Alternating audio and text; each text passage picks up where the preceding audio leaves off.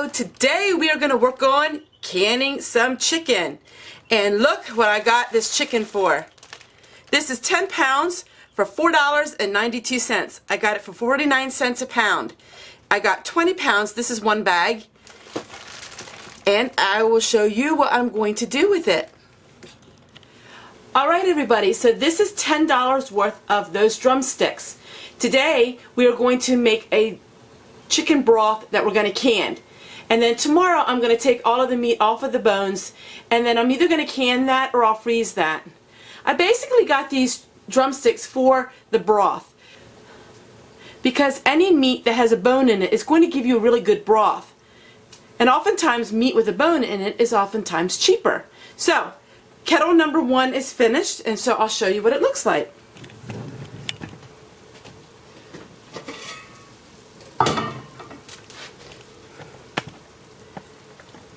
So kettle number 1 is finished, so now what we're going to do is we're going to take the chicken and we're going to put it in another big bowl. I was cooking this chicken all morning. It took a couple hours. And I actually cooked this chicken till the meat is falling off the bone. The older the chicken, the more fat your broth is going to have, but then the more flavorful it's going to be. So this looks like a really rich broth that we're going to have.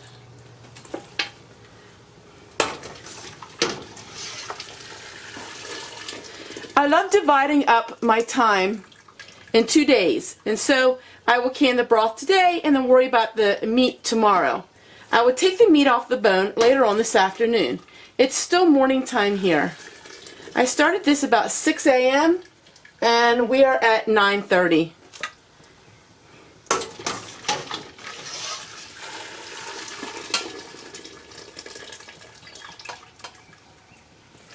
Now if you can broth that does not have any meat in it, you can can that for only 30 minutes.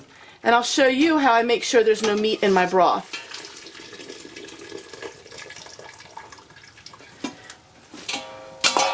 It was empty and I have this colander.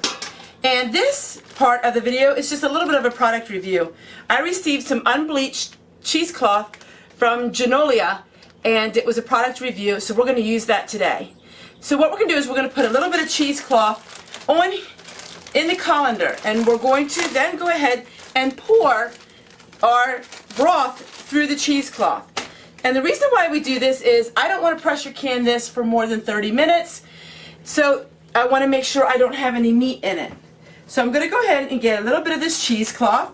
I will give you the link to this cheesecloth if you're interested in it in the description box. So we're going to go ahead and cut a piece of this cheesecloth and put over top here. Then I'll show you how I pour all of my broth into this kettle, and then we're going to can it. I like this cheesecloth because it's really wide. Some of the kind I get already is very narrow, but it's wide, so this is great. So now we're going to go ahead and we're going to pour some of our broth into this kettle. A lot of broth, and you have to be really careful that you don't spill it.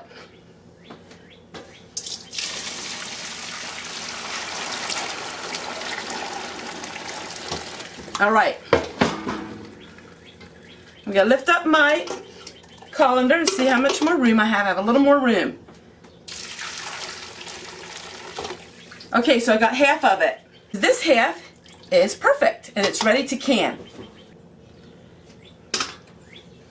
Now I'm going to go ahead. I'm going to have my jars all ready to go. These jars have been sanitized and washed ahead of time. I like to try to get things as far ahead of time as I can.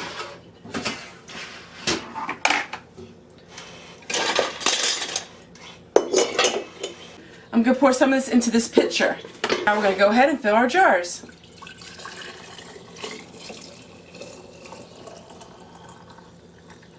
We're going to fill our jars up into the neckline.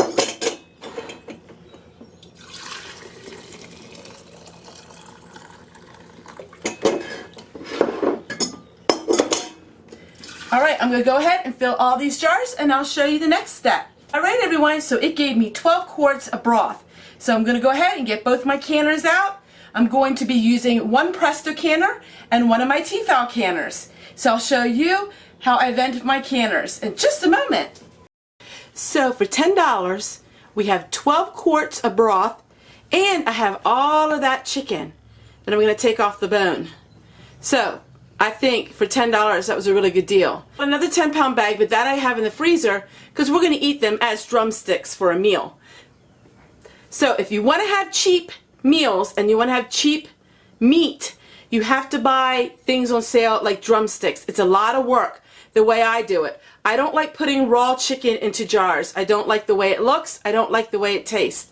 I take the extra step and take all the meat off that bone, and then you can can it in broth, or you can do whatever you want with it. This is just the way I do it. I have so many videos doing this because this is what is a staple in our family, is eating chicken that's really cheap. This is locally grown and raised chicken. No, it is not organic. I don't think you could ever find organic chicken for 49 cents a pound, but it is locally grown and raised. All right, I'll show you what everything looks like when I have everything steaming up. So let me go put the lid on the small. This is the 16-quart Presto on the left, and on the right is my Tefal.